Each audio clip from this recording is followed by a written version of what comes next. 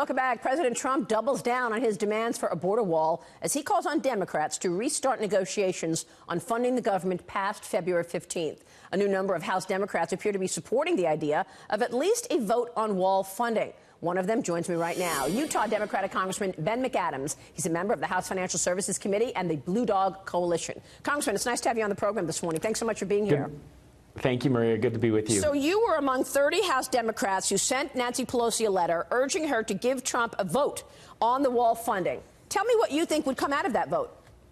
You know, first and foremost, what the purpose of that letter was to say that the shutdown is doing no good for anybody. We're harming the U.S. economy. We're risking a recession. We're harming the federal employees who are just working to put food on the table. And let's open the government. There are processes in the Congress, in our government, laid out by the founders to have debates like this. That's what Congress is intended to do. So let's open the government, and then let's have this negotiation. The president has a proposal that should be heard in the Congress. We should debate it. Then we should work to build common ground and try and move forward a solution on border security, on immigration reform, and let's go through the proper channels of the Congress that are built and intended to have this exact conversation. But let's not do it in the context of a shutdown that harms the American people, that harms our economy, and risks the pocketbooks of every American. What I'm trying to better understand is really the makeup of the new Congress, because of course we know that there's a pocket of Democrats who just want the president out. And much of it is politics, and they are resisting anything that he would like. We know that Nancy Pelosi and many of her colleagues voted for a wall and voted for wall fencing years ago many times. We know that there's a wall right now, a border wall in Nancy Pelosi's own state of California, separating Tijuana and San Diego. But because President Trump has the idea, it's resist, resist, resist. So you come from a red state. You beat out your opponent on the Republican side. Do you think there's a movement within your new Congress to actually get things done, putting politics aside and not necessarily resisting everything the president says because you don't like his personality? Absolutely. You know, there are a lot of me and my colleagues who were elected this last year. A lot of us are just pragmatists who just want to get something done. Before I was elected to Congress, I was a mayor. And mayors just have this attitude of, okay, what can we do to move forward, to solve the problem? As a Democrat in a very red state, I never got anything done unless I could reach out and build bridges across the aisle. So as long as the debate is focused on, you know, as long as we're defining a win is meaning somebody else loses, we're never going to have consensus. So we've got to find that win-win. And I don't know at this time what that win-win looks like, but we have to find it. And I know that a lot of my freshman colleagues are moderates who want to find that win-win. That probably we should look at some things to address immigration reform, and Dreamers, I think, is something important, permanent protections for Dreamers, but also border security. As a mayor, I saw illegal drugs and the impacts of that in my city, and I want to do more to stop the flow of illegal drugs into the country. So I think there's a lot of common ground, and I think the way to approach this, and the way that I would approach it if I was mayor, is to say, you know, there's a conversation, a debate about wall or no wall. Let's step back from that conversation where it's divisive,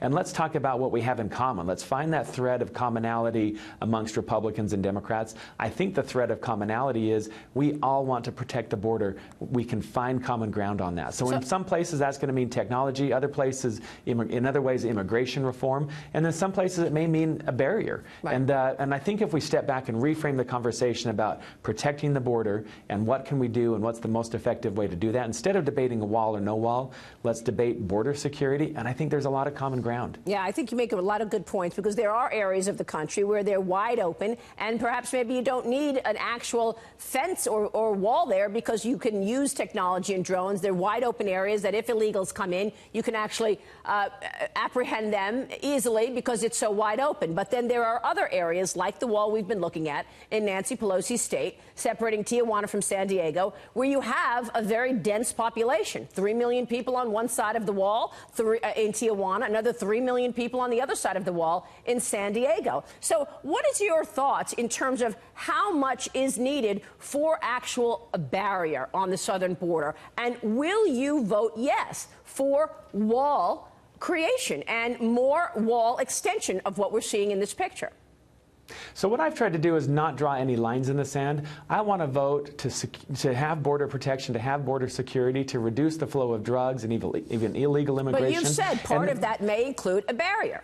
Sure, I wouldn't rule out barriers in places where it's appropriate. I think that's acceptable. But let's have this conversation in the context of committee hearings at the Congress with the goal of finding common ground. I also think one of the things we can do to protect the border is to reduce illegal immigration by fixing a broken immigration system. If we can make sure that those good people who are just looking for a job, our economy is asking to bring in workers, let's make it easier for them to immigrate legally, so they're not tempted to cross the border illegally. Sir, do you feel I think like part of the border protection strategy has to be fixing a broken immigration system, our laws. Do you feel that you have a voice? I mean, I know that you did not support Nancy Pelosi's bid to become the Speaker for a second time. Do you feel like you're being listened to? Will you have the influence with these practical ideas that you're putting forth?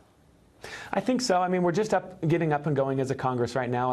I've been pleasantly surprised at people both on the Republican side and even more progressive on the Democratic side who I felt that my voice is welcome. Let's hope that as we go into this negotiation, people can allow all voices to be at the table. Some of the pragmatists can, on both sides of the aisle again, can really push for common ground and trying to find that solution that will really garner a majority of support in Congress and help us to reopen the border. Yeah. I'm somebody who, we're going to have disagreements from time to time, but once one disagreement's behind us, we move to the next issue. We try and find common ground, and we don't carry baggage forward from debate to debate. And that's how I'd go into this, is saying, look, we've got that behind us. Let's move forward and find common ground. There are other disagreements that are also radical on the economic side of things. You're on the Financial Services Committee. What are your thoughts on Elizabeth Warren's idea to confiscate income, to put a tax on overall assets and wealth, or Alexandria Ocasio's idea of having a 70% tax rate for the top earners?